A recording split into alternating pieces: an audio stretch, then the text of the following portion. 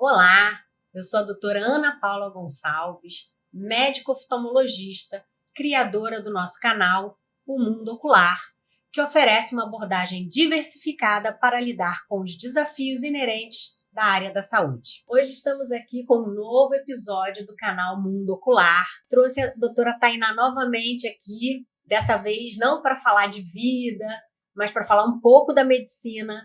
A gente vai falar um pouquinho aqui como é que é a nossa parceria oftalmologia com endocrinologia. A doutora Tainá Duarte, ela é médica endocrinologista e especializada em tratamento de obesidade e menopausa. Tudo bem, Tainá? Obrigada por ter vindo novamente, por aceitar meu convite mais uma vez. É um prazer ter você aqui. Tudo ótimo, é um prazer novamente estar aqui com vocês e hoje falar um pouquinho, né, do que a gente ama, né? Medicina. Exatamente. E hoje a gente veio aqui para falar um pouco sobre medicina, né? E eu queria saber de você, Tainá, o que você acha, assim, dessa equipe multidisciplinar, dessa junção das especialidades se falarem? Como é que você vê isso? Eu acho isso essencial, né? Porque, assim, o paciente, ele não pode ser só um olho, né? Uma tireoide, um dedo. E então, sempre se falou muito dessa questão da abordagem multidisciplinar. Eles agora estão até mudando o termo, falando transdisciplinar, porque multi seria tipo assim, eu, Tainá endócrino, atendo seu José. Atendi seu José fala que vai no cardio, fala que vai no reumato, fala que vai no oftalmo, mas eles não se conversam. Tem uma equipe multidisciplinar, porém eles não se conversam. E hoje a gente está falando dessa questão da medicina transdisciplinar, de que os especialistas, eles conversam entre si.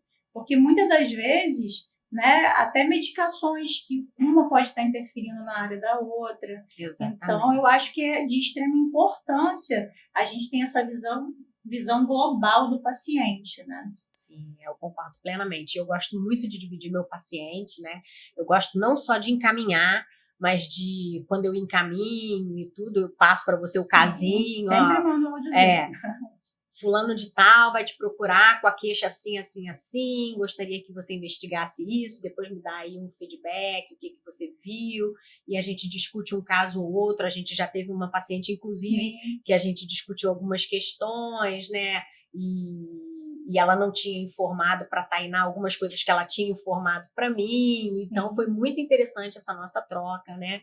E você costuma fazer isso com frequência, com outras especialidades? Com frequência. Eu gosto muito de fazer isso também com a psiquiatria, porque se você for pensar, né, a endócrina e a psiquiatria, elas estão muito ligadas, porque tem muitas doenças endócrinas que cursam com doenças psiquiátricas. E às vezes, o que acontece muito? Exatamente isso que você falou. O paciente, ele não te fala tudo.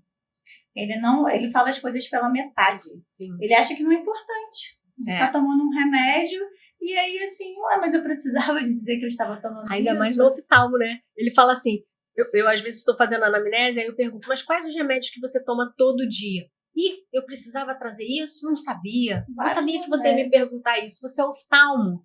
Eu falo, sim, mas eu preciso saber todos os remédios que você toma. Até porque interfere muito, sim, né? Olho muito. seco, glaucoma, entre outras coisas, né? Exatamente. Eu preciso saber. E aí eu gosto muito de ter essa conversa com o outro profissional. Porque se a gente for ver, o paciente está ali com um problema, que é um problema que já vem há, sei lá, vários meses, vários anos. E aí ele teve uma conversa comigo de 1 hora. E aí depois ele foi em você, teve uma conversa com você de 1 hora. Só que ele falou coisas diferentes, das quais se a gente conecta, não é que o problema está ali? Então eu acho muito importante essa questão da equipe multidisciplinar, né? Que agora é transdisciplinar. Isso. Transdisciplinar. Eu gosto muito de dividir. Eu divido muito paciente com você, com a endocrinologia em geral, né? Com a psiquiatria também, às vezes a gente precisa, né? com a geriatria, no meu caso, que faço catarata, né? Sim. Às vezes eu sou a primeira pessoa a perceber que o paciente está fazendo um quadro de Alzheimer e a família ainda não percebeu, está ali envolvida naquilo, né? Então eu gosto sempre de ter um profissional para indicar, que eu possa conversar. Recentemente a gente está com alguns casos de herpes zoster, eu até vou fazer um apelo aqui, pessoal, procurem a vacina do herpes zoster, acima de 50 anos, tem que vacinar para zoster. Eu estou com um paciente gravíssimo de zoster, que abriu o quadro de zoster o ano passado. Zoster facial, pegou hemicrânio, né? E hemiface direita, no caso. E um paciente que já é meu paciente há muitos anos, uma pessoa extremamente ativa, teve uma internação no CTI, saiu do CTI direto para mim, isso em janeiro do ano passado. E eu ainda atendo ele com muita frequência, né? Porque ele fez várias complicações do herpes zoster, gente, porque o herpes zoster também dá no olho. E depois que cicatriza todas aquelas feridas, ele ainda fica dando uveit, glaucoma, retinite, entre outras coisas. A dor crônica, né? Exatamente, aí começa a dor crônica. E esse paciente está extremamente debilitado, fiquei muito preocupada com ele, até que eu decidi, falei, olha, não é possível, ele já estava com geriatra, já estava fazendo tratamento com neurologista para dor. Eu falei, não, vamos conversar com um especialista, um infectologista, que eu indico bastante, que é da Fiocruz, e vamos fazer um trabalho casadinho. Eu, o infectologista e o geriatra. E aí, essa semana, eu tive, dia 26 de março, foi o último dia que eu ouvi. Eu tive a satisfação de receber lá na clínica o infectologista que quis participar da consulta junto comigo. Ah, que legal. Então, ele foi lá na clínica e a gente já tem juntos esse paciente que, na hora que ele entrou, já foi uma surpresa muito positiva para mim, que eu já vi aquela carinha feliz, já estava mais gordinho, sabe? Então, eu fiquei muito feliz. Então, essa interação entre especialistas é extremamente importante. Não só para a gente médico, mas para o paciente, porque quem é mais beneficiado nesse caso é o paciente, né, Tainá? E essa questão do herpes zoster, eu acho que pode ter até um outro dia para você trazer um infecto, para falar sobre isso. Porque as pessoas confundem muito o herpes zoster com a herpes simples. Sim. Mas para que eu vou tomar vacina do zoster? Eu já tive simples, eu tenho herpes. Sim. Não, gente, uma coisa é uma coisa, outra coisa é outra coisa. E uma coisa muito importante aqui, então depois a gente vai falar especificamente de herpes zoster, herpes simples, mas só para deixar claro para vocês que eu pego muitos pacientes com queixas, não tiveram lesão ativa, por exemplo, paciente que começou com uma dor na pálpebra inferior que começou a irradiar para o ouvido, por isso que é importante a anamnese, né? E eu preciso saber tudo que ele está sentindo. Então, começou com uma dor no olho que irradiou para o ouvido.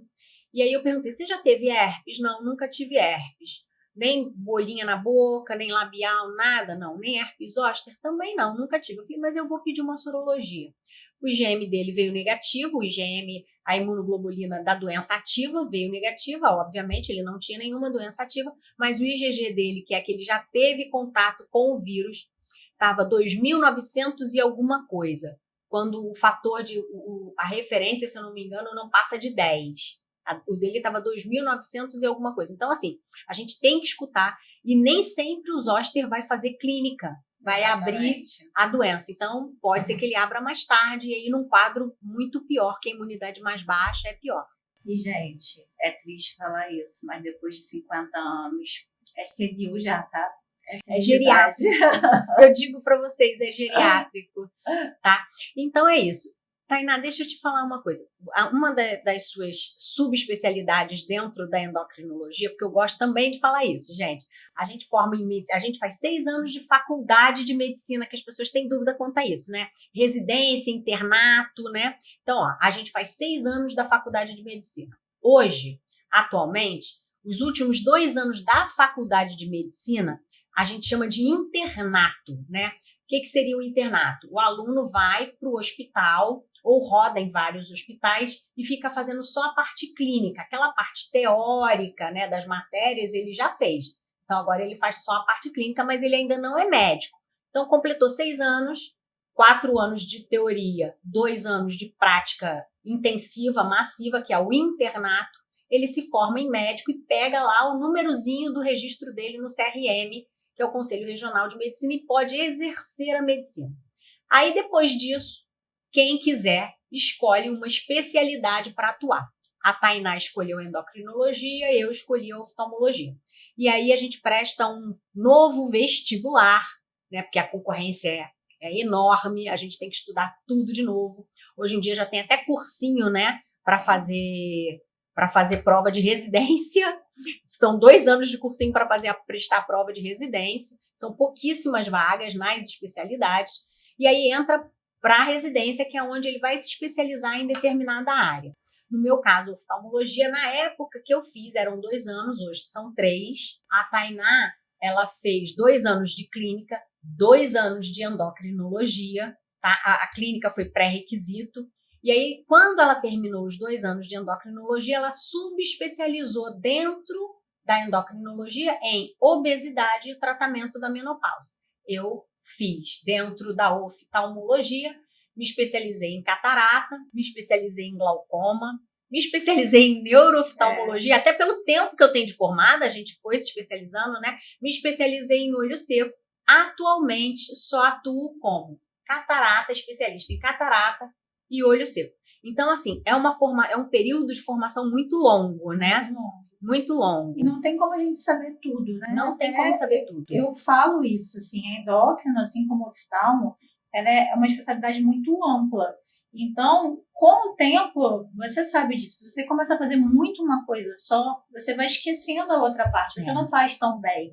E você vai ficando muito bom, né? A gente tem excelência naquilo que a gente faz mais. Então, a gente vai ficando muito bom naquilo que a gente faz muito. Então, inevitavelmente, tem a subespecialidade. Exatamente. Eu lembro também, Tainá, não sei se você vai lembrar desse fato, que eu tive uma paciente com oftalmia de Graves. Sim, né? Oftalmopatia de Graves, que é aquele olho saltado para fora, causado pelo hipertireoidismo, tá? Uma paciente difícil de controlar. Mandei uma mensagem para Tainá e falei: Tainá, me ajuda, eu preciso de alguém especializado em tireoide, endocrinologista e especializado em doenças da tireoide. E especificamente ela era especializada em doença de Graves, né? E resolveu muito paciente. Essa paciente já tinha rodado várias clínicas com vários endocrinologistas e graças a Deus ela hoje está muito bem. E aí acaba que hoje em dia, né, na oftalmo, sem querer outro dia eu descobri que você tinha especialidade de neurooftalmo, né? Por conta do pseudotumor cerebral, que está associado à obesidade, né? Que eu te falei que nem na endócrino é tão falado sobre ele, né? E hoje em dia o que acaba muito é da menopausa, né? Sim, então a gente exatamente, né? Eu tenho muitos pacientes que entram naquela fase de pré-menopausa, né? E que entram na menopausa e começam a acentuar as queixas de olho seco, né? E aí explica pra gente a menopausa. O que acontece na menopausa? Na verdade, a menopausa é um nome do qual você tem um ciclo menstrual, você ficou 12 meses sem menstruar. Antes disso, a gente, né, tem que a gente chama de perimenopausa, mas você já tem as queixas do climatério, que são as queixas da diminuição do hormônio feminino. E isso pode começar até 8 anos, efetivamente, de você entrar na menopausa. Caramba! Então, assim, a média da mulher brasileira de entrar na menopausa é uma média de 45 anos. Tem a menopausa cedo, que a gente chama, que é de 40 a 44 anos, e a insuficiência ovariana prematura, que é antes, que antigamente já foi chamada de menopausa precoce, mas não é mais utilizada essa nomenclatura. Mas, por exemplo, uma mulher que vai entrar na menopausa, de repente, com 50 anos, 8 anos antes, ela já começa a ter queixa. Sim. Já começa a ter queixa de olho seco, a pele começa a mudar. São aqueles calores, né? Os famosos fogachos, que a pessoa começa com aquele calor de noite que acorda, atrapalha o sono. O cabelo muda muito, né? O humor muda, o sono muda. Eu descobri que eu estava na menopausa porque eu não tenho útero, eu não menstruo, então foi difícil, né, fazer, quer dizer, difícil não, porque todo ano eu vou ao ginecologista, mas assim, eu já sabia que eu estava entrando, mas o ano passado, o que me chamou muito a atenção, além dessa coisa do sono que me perturbava um pouco, era uma dor no quadril. Eu tinha uma dor no quadril absurda, e quando eu cheguei na ginecologista, ela falou para mim que é comum, né, a mulher na menopausa sentir dor no quadril por baixa hormonal. São tantas queixas. Uma vez eu fui numa palestra que a palestrante ela colocou assim uma mulher e colocou pelo menos umas 100 queixas assim em volta da mulher, né? E porque muito antigamente a gente se tinha muito um preconceito em relação à reposição hormonal. Porque muitos anos atrás teve um grande estudo chamado WHI, e que esse estudo ele aumentou o desfecho cardiovascular, mas o estudo em si foi quando, anos atrás, começaram a, vamos dizer assim, demonizar a reposição hormonal. Mas depois viu-se que, na verdade, o estudo foi feito um corte errado. Eles pegaram mulheres que já estavam menopausadas há 10 anos. Então, na verdade, essas mulheres já estavam com todos os efeitos da queda de hormônio, né? E se você, antes disso, você começar e não tiver, obviamente, nenhum tipo de contraindicação específica para a menopausa, você começar, ao contrário. Você, inclusive, você diminui risco cardiovascular da mulher. Então, a reposição hormonal na mulher, ela faz toda a diferença. E se a gente for pensar hoje, a expectativa de vida da mulher aumentou muito. Aí uma mulher que está com, vamos dizer que ela viva 84 anos. E com 84 anos, ela entrou na menopausa com 44. Olha qual é a parte da vida dela inteira, metade da vida dela, ela está vivendo na menopausa. Exato. Óbvio que você não vai ficar fazendo a reposição até o final da vida, mas assim, é uma parte grande em que ela está ativa, que a pessoa juntou dinheiro para poder passear, para poder aproveitar a vida, porque acaba sendo isso que acontece, e aí a pessoa ela vai ficar sentindo todos os sintomas, não realizar a reposição hormonal. Que eu falo hoje também, Tainá, não é só que a nossa expectativa de vida aumentou, a nossa qualidade de vida também, né? A gente está muito mais ativo. Antigamente, você olhava para uma mulher de 52 anos, você via uma senhorinha que hoje estaria com 70 anos, né? Então, hoje a gente é muito ativo, né? Não tem essa coisa de que eu não tenho idade para isso. Não existe. A idade está na sua cabeça, né? Tem jovem que não consegue fazer o que o mais velho faz, que eu não vou falar idoso, o mais velho faz, e tem coisa que o jovem faz que o mais velho também não consegue mais fazer, né? Então isso é muito relativo, isso é muito de pessoa para pessoa e como a pessoa se enxerga, né? E aí a maioria das mulheres, eu não sei se você recebe isso, você vai falar melhor do que eu, porque lá na clínica eu atendo as mulheres com menopausa, mas atendo para exames de rotina, catarata, olho seco, né, que dá bastante. Mas assim, eu tô falando de mim, eu, Ana Paula. Antigamente tinha aquele tabu, né? A mulher entrou na menopausa, parecia que a mulher ficava sem libido, ficava estéril. Estéril ela fica, mas assim, parecia que a mulher deixava de ser mulher. Deixava de, né?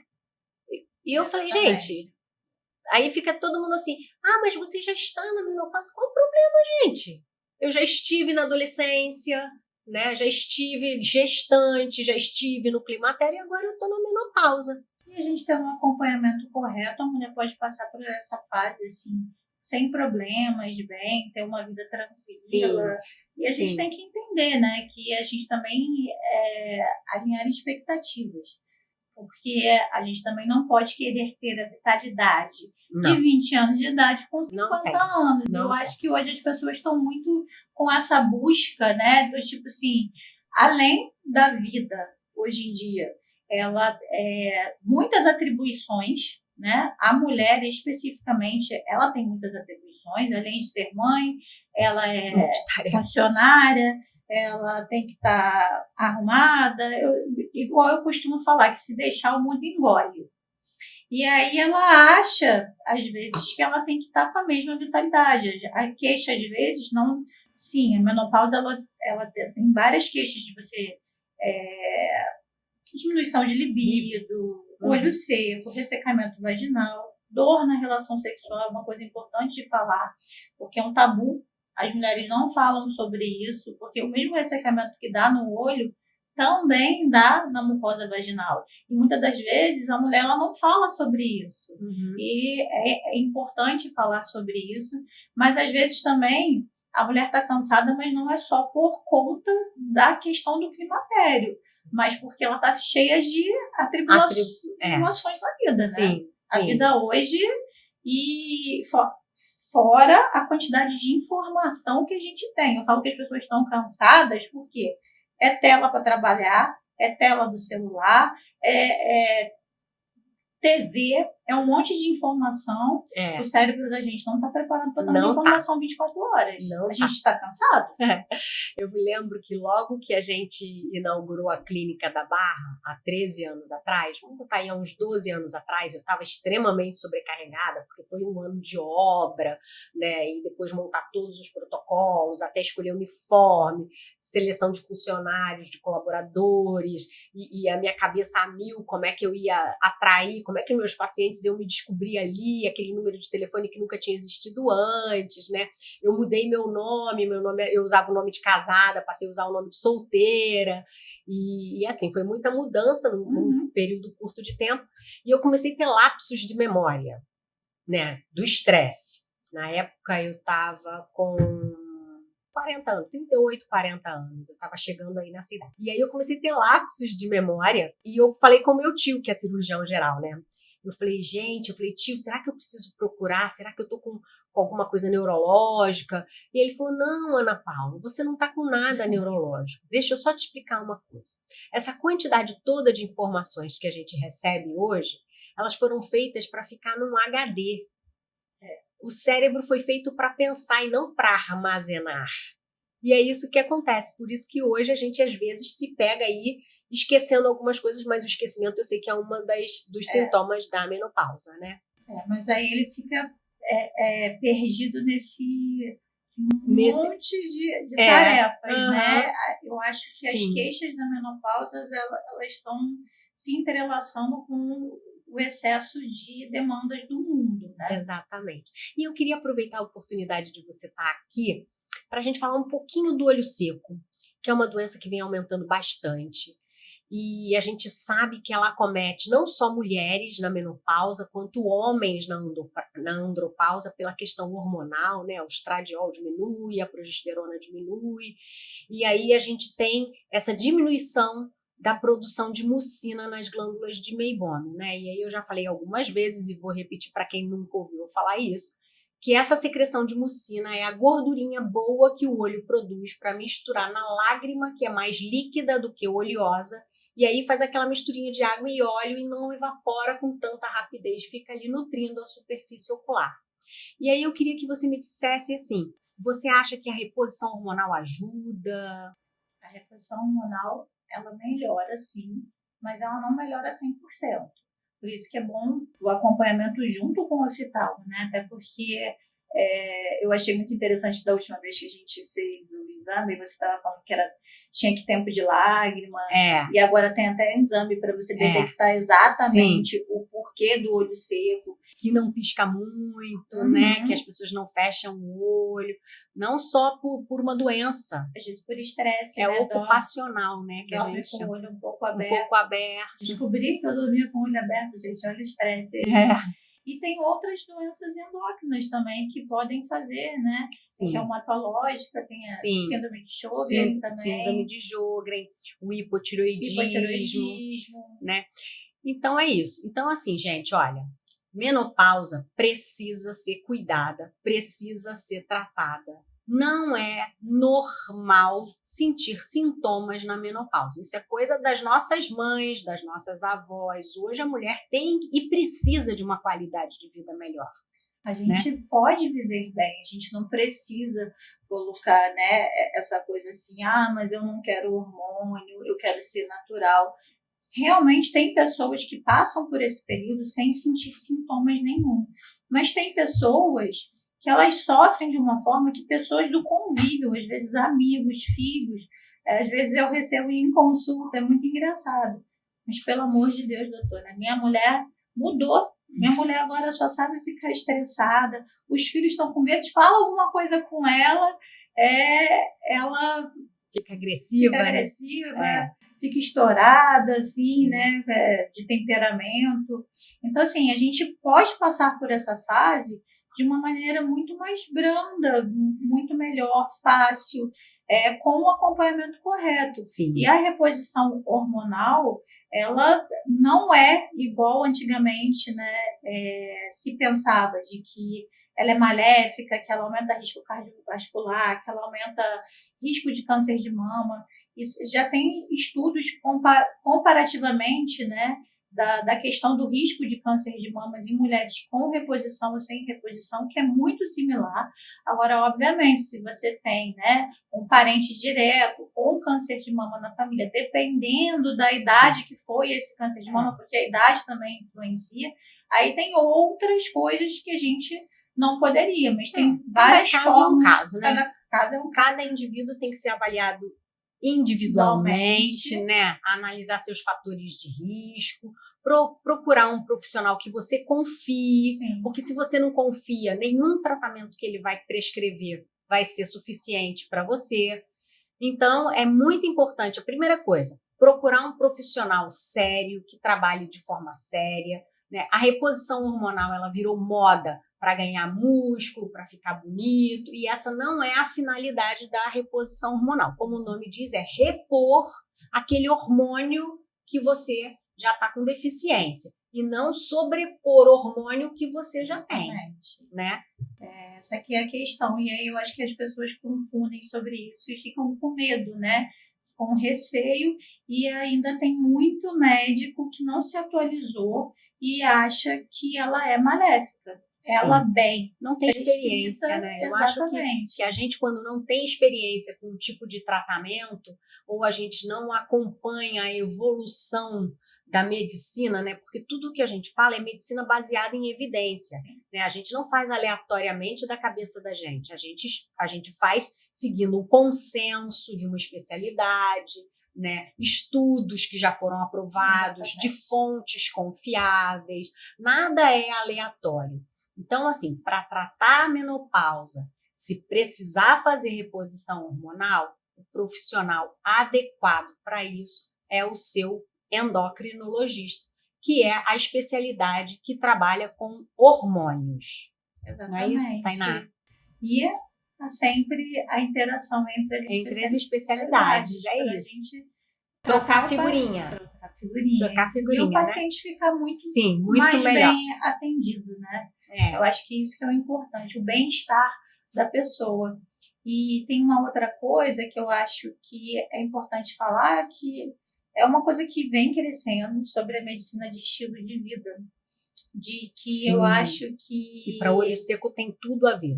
Sim, porque até o estresse, né, piora muito o olho seco. Né? Então, eu acho que de vez em quando, eu faço com os pacientes o que a gente chama de roda da vida, a roda da saúde. Analisar que é como se fosse dentro da anamnese, como está a sua vida. Quando foi a última vez que você tirou um tempo para você? Né? Faz algum hobby? Tem alguma coisa?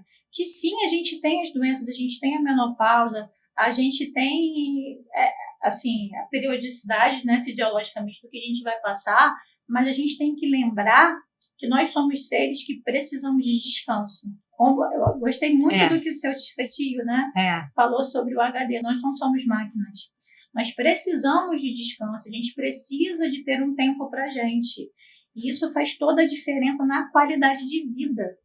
Gente, a gente não consegue dar conta de tudo. A gente não vai ser a melhor mãe, a melhor funcionária.